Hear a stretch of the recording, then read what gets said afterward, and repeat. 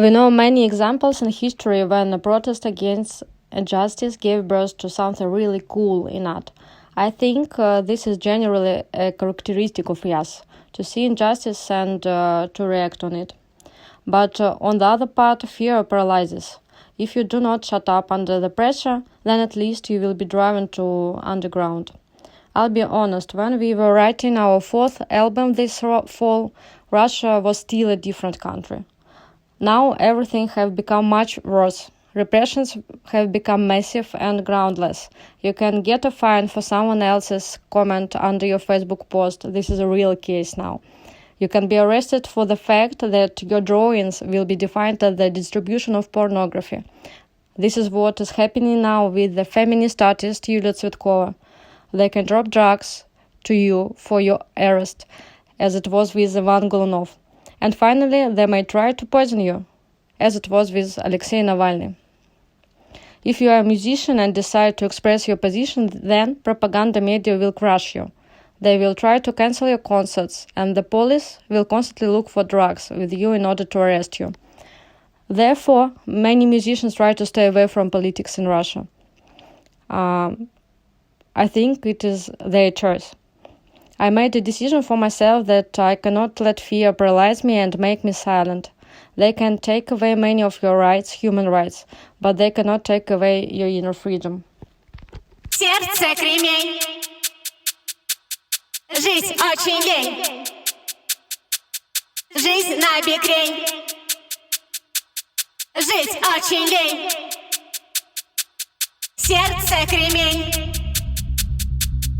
Жизнь очень лень. Жизнь на бекрень. Жизнь очень лень. Жизнь очень лень.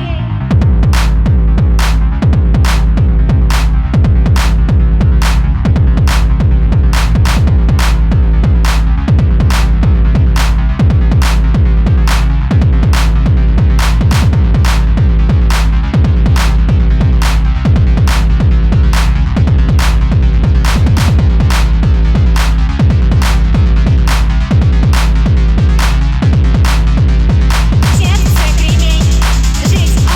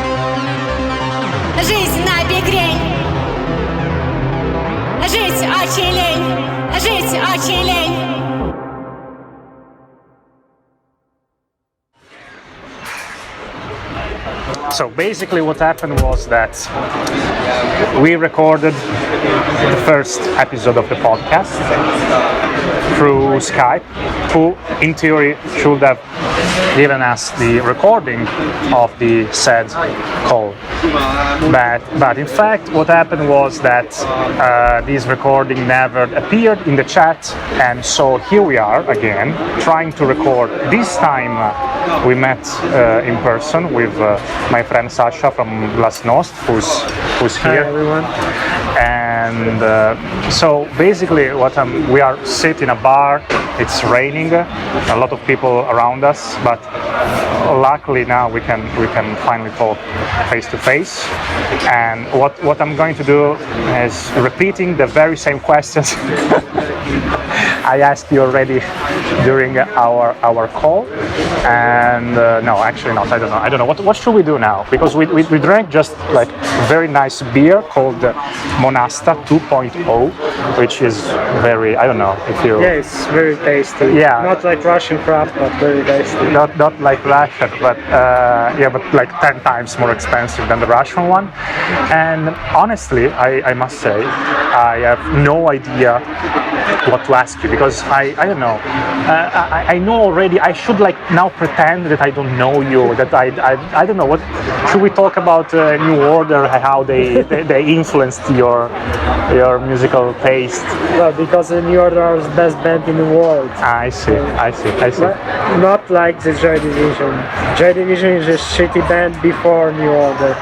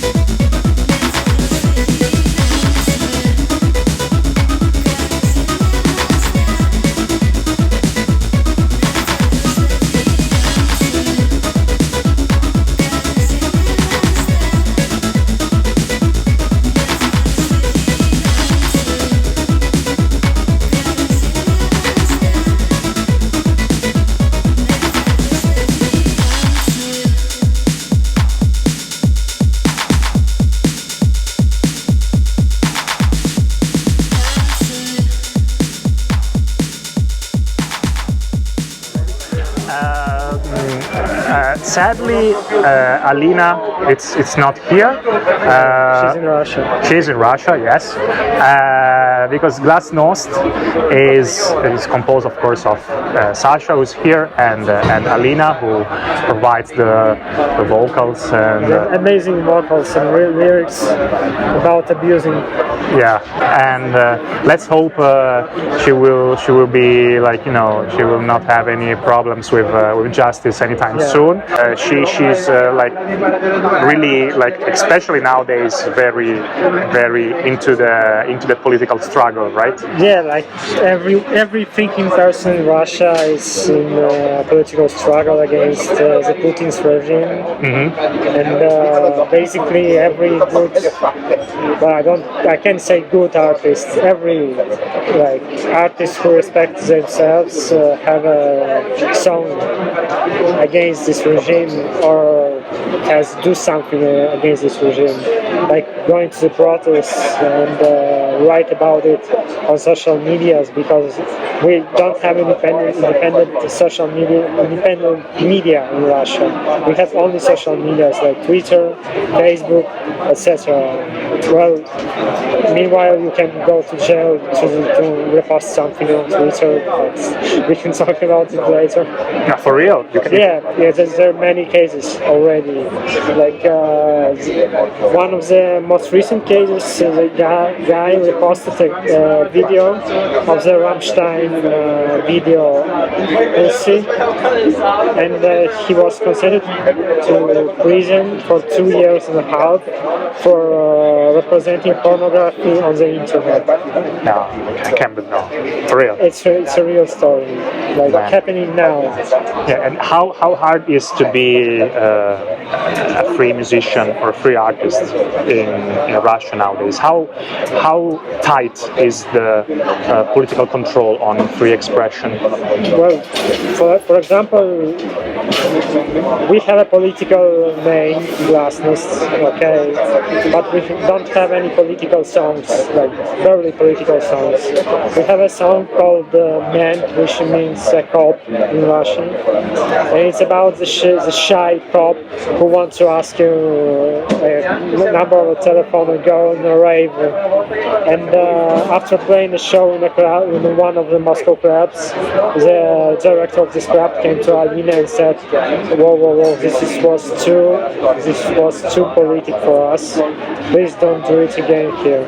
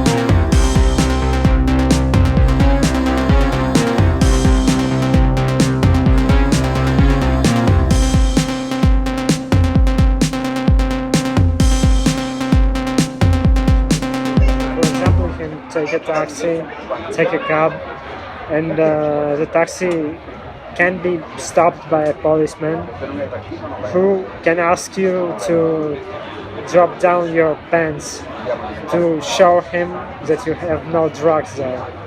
That this happened to you? Or? Yeah, this happened to me. This happened to a lot of my friends. And this is like a normal joke to talk about with the guys when you encounter with someone. To say, by the way, I was stopped by the police and I have to put down my pants to show them my balls. Well, you can just be an anti-fascist in Russia to be out of the regime. Because like nationalists are recognized by the regime, and the anti-fascists are considered outlaws, junkies, and human trashes. And how much do you think Russian society, like middle class? There is no middle class in Russia. I see. What do you mean? I mean there is no middle class in Russia. Moscow is not Russia, like everybody says in Moscow. The middle class is a class who who earn basically 2 minimum salaries. I think is a common thing. Like earning 2 minimum salaries is being a middle class. In Russia, earning 2 minimum salaries is to life, not to be a class. Even like it's very expensive. The life in Moscow. If you've been there, you know it's expensive. It's not like living in some city in Poland. Yeah, I see. Well, this is supposed to be a music podcast, right? But you will cut something. Yeah, I will cut something out, yes.